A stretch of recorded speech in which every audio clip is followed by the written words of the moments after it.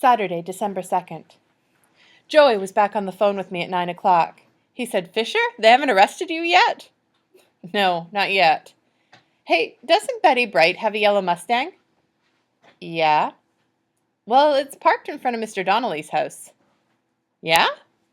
"Maybe she's in there ratting you guys out for last night." "No, she wouldn't do that. Anyway, she doesn't have to. They know who I am, and they know where to find Tino and Victor." "Yeah, I guess so. Well, I thought you might want to know."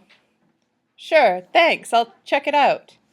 I hopped on my bike and hurried to Mr. Donnelly's. The air was hot and still and smoke-filled. I saw the yellow Mustang up ahead. Someone was sitting in front, on the passenger side. I pulled up next to the window and saw a familiar face. "Chandra?" Chandra turned her dark eyes toward me. She seemed to be miles away, lost in thought. She finally said, "Fisherman, you live around here?" "Yeah." She nodded and pointed at Mr. Donnelly's house. "Do you know this guy?" "Uh-huh. Mr. Donnelly, the sports writer."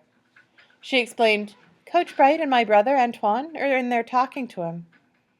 She seemed to drift away again, but then she said enthusiastically, "Hey, I heard what you did last night." "Oh yeah? Did Antoine tell you?" "No, Antoine wasn't there." "No?" "No, he stayed at home." She slipped back into her faraway voice. "You know, he's the star of the Lake Windsor High School football team, but he doesn't live in Lake Windsor. He lives in Tangerine." "I understand. I kind of do the same thing. I live in Lake Windsor, but I play in Tangerine."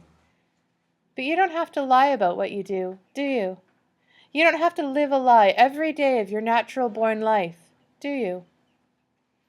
I shook my head no, and she continued, "That kind of lie eats away at people, day by day, till it makes them sick at heart. And that's why Antoine didn't show up to collect any awards last night. He was feeling sick at heart."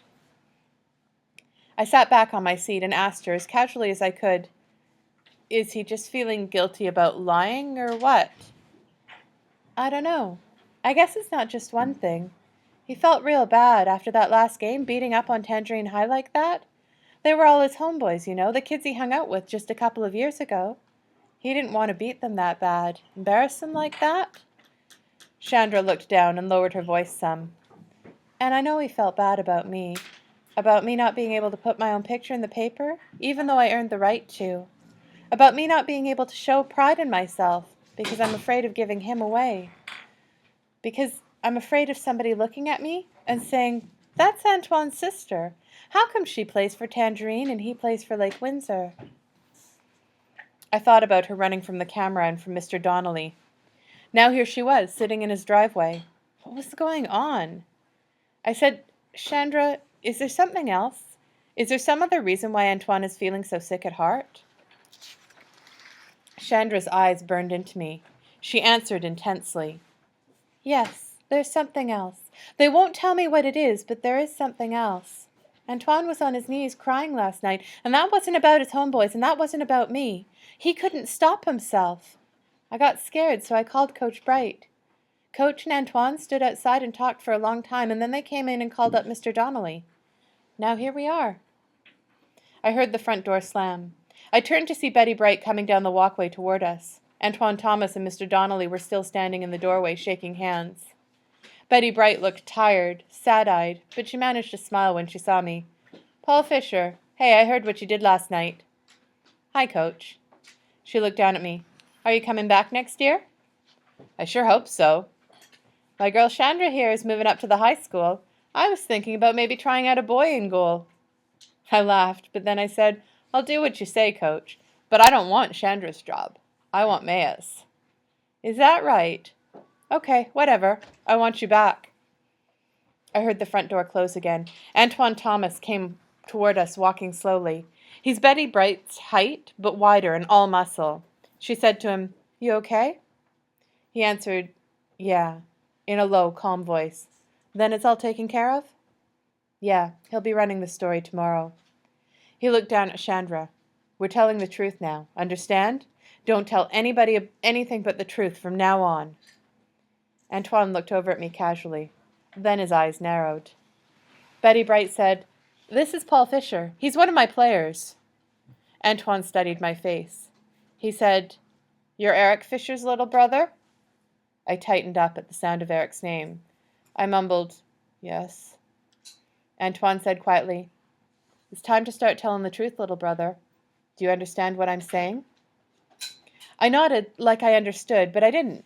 Not really. Not until he added, "Don't spend your life hiding underneath the bleachers, little brother. The truth shall set you free." I nodded with real conviction now. I said, "Yes, yes!" Betty Bright and Chandra were clearly puzzled, but they didn't ask any questions. Antoine said to them, "Come on, we've got one more stop to make." He looked back at me.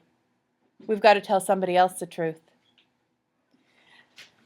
The three of them backed out and drove away quickly, without another word, leaving me alone in Mr. Donnelly's driveway. I repeated to myself, "Under the bleachers," and I knew what the next stop was going to be. Antoine was going to the sheriff's department to tell them what he had witnessed, to tell them that he had witnessed the murder of Louis Cruz. Suddenly, I was startled by the sound of the garage door opening and the sight of Mr. Donnelly backing toward me at high speed. I had to push off quickly to get my bike out of his way. He slammed on his brakes and rolled down the window. He was all flustered. "Are you okay, Paul?" "Yes, sir." "I'm sorry, I should have been looking. There are too many kids around here. I should have been looking." "That's okay. I'm all right." He didn't say anything else, so I did. "I just talked to Betty Bright. She said that she brought Antoine Thomas to see you." "That's right. Did she tell you what we talked about?" "No, sir." Mr. Donnelly thought for a few seconds. "Then I'd better not tell you either. Let's let everybody find out the right way in tomorrow's paper. Okay, Paul?" "Okay." Mr. Donnelly pulled away, leaving me wondering what Antoine could have told him. I pulled out onto the road and started pedaling, thinking, I guess we'll all just have to wait till tomorrow. I managed to avoid Mom and Dad for most of the day. I know they were in the alcove for hours with that yellow legal pad. At 5 o'clock, the three of us sat down in a circle around a pizza, but no one was hungry. Mom said to me, "We're going to have an important meeting here tomorrow at noon, Paul. We'd like you to attend." I said, "Okay." Dad added, "We've invited some people. You should be one of them." "Okay." We all picked at the pizza in silence, and then we all reacted to the same disturbing sound. It was the sound of a chair scraping on the floor overhead. Eric, apparently, was holed up in his room, hiding his face.